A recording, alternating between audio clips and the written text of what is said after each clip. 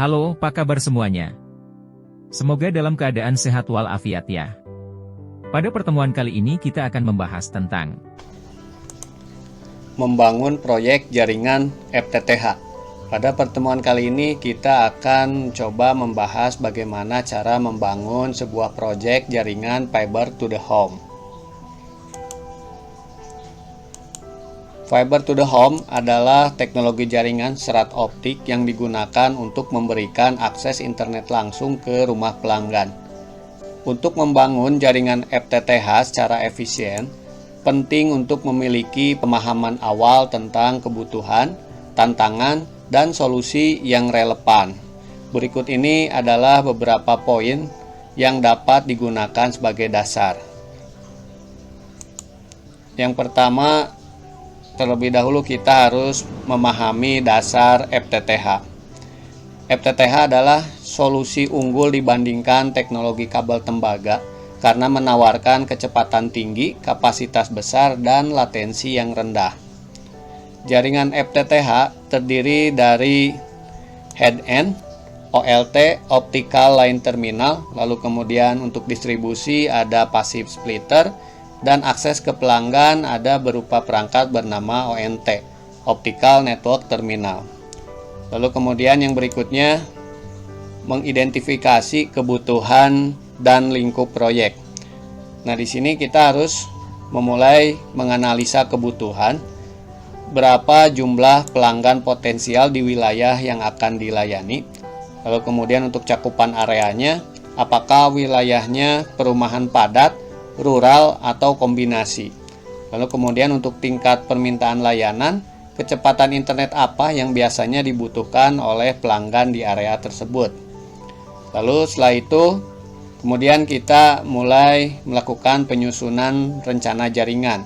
Dimulai dari menyusun sebuah desain jaringan atau topologi, pilih arsitektur jaringan yang efisien, misalnya point to multipoint menggunakan splitter untuk menekan biaya.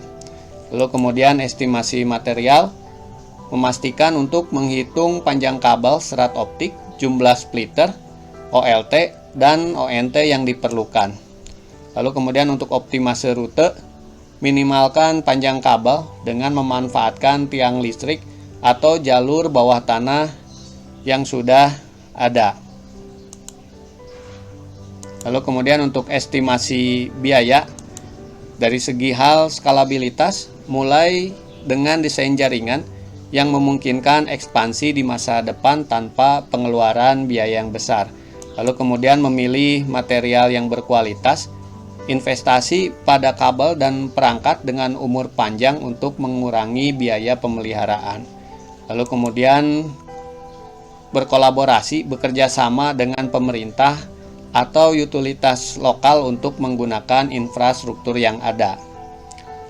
Lalu kemudian dari pengelolaan proyek, satu, harus diperhatikan sumber daya manusia, rekrut teknisi yang kompeten, dan berikan pelatihan tentang instalasi serat optik. Lalu kemudian menyusun jadwal kerja, menetapkan target penyelesaian yang realistis dengan mempertimbangkan cuaca dan kendala lain. Yang berikutnya, mengawasi kualitas. Di sini melakukan pengujian jaringan secara berkala selama dan setelah instalasi untuk memastikan kinerja yang optimal. Lalu kemudian yang terakhir, evaluasi risiko. Nah, di sini mengidentifikasi risiko seperti gangguan fisik atau pemotongan kabel, kerusakan peralatan atau hambatan regulasi. Lalu kemudian menyiapkan rencana mitigasi seperti proteksi kabel serat dengan pelindung tambahan atau asuransi peralatan. Nah, dengan pendekatan yang terstruktur, pembangunan jaringan FTTH dapat dilakukan secara efisien, menghasilkan layanan berkualitas tinggi dengan biaya terkendali. Nah, kemudian berikutnya, mari kita mulai membangun proyek jaringan FTTH. Nah, pada pertemuan kali ini kita akan membangun sebuah jaringan FTTH untuk 64 pelanggan dengan kebutuhan bandwidth yang bervariasi dengan spesifikasi sebagai berikut. Nah, untuk kebutuhan proyek, di sini jumlah pelanggan sebanyak 64 dan semuanya itu rumah tangga. Lalu kemudian jarak dari kantor pusat atau ISP ke perumahan jaraknya 500 meter. Lalu untuk kebutuhan bandwidthnya bervariasi, ada yang 20 Mbps, 50 Mbps, dan 100 Mbps. Lalu kemudian muncul pertanyaan, bagaimana membangun jaringan FTTH untuk 64 pelanggan dengan kebutuhan bandwidth yang bervariasi, yaitu 20 Mbps, 50 Mbps, 100 Mbps secara efisien. Nah, untuk solusinya, di sini untuk membangun jaringan FTTH yang efisien untuk 64 pelanggan dengan kebutuhan bandwidth bervariasi, langkah-langkahnya sebagai berikut. Yang pertama, dimulai dari merencanakan kebutuhan project. Dimulai dari menganalisa kebutuhan. Nah, di sini kita mengelompokkan pelanggan berdasarkan kebutuhan bandwidth. Ada yang 20 Mbps sebanyak 32 pelanggan, 50 Mbps sebanyak 20 pelanggan, dan 100 Mbps sebanyak 12 pelanggan. Nah, di sini untuk kabel kita gunakan kabel fiber optik yang single mode untuk jarak 500 meter. Kemudian untuk perangkat yang akan kita gunakan dimulai dari ISP, kita akan menyiapkan OLT, Optical Line Terminal, dengan kapasitas bisa melayani minimal 64 port untuk GPON-nya. Kemudian untuk splitter atau passive splitter optiknya yaitu 1:64 untuk membagi sinyal ke seluruh pelanggan. Kemudian untuk di sisi pelanggannya kita menyiapkan ONT, Optical Network Terminal, di setiap rumah pelanggan. Kemudian merencanakan topologi jaringan. Nah, seperti yang terlihat pada layar, di sini menggunakan topologi point to multipoint. Dari kantor pusat ada OLT, kemudian untuk membaginya, mendistribusinya ada splitter 1:64 yang akan dibagikan ke 64 pelanggan. Lalu kemudian ada splitter optik di tengah rute antara kantor pusat dan perumahan untuk meminimalkan penggunaan kabel. Lalu setelah merencanakan, berikutnya mulai melakukan pelaksanaan proyek. Nah, di sini diawali dengan menginstalasi perangkat keras jaringan.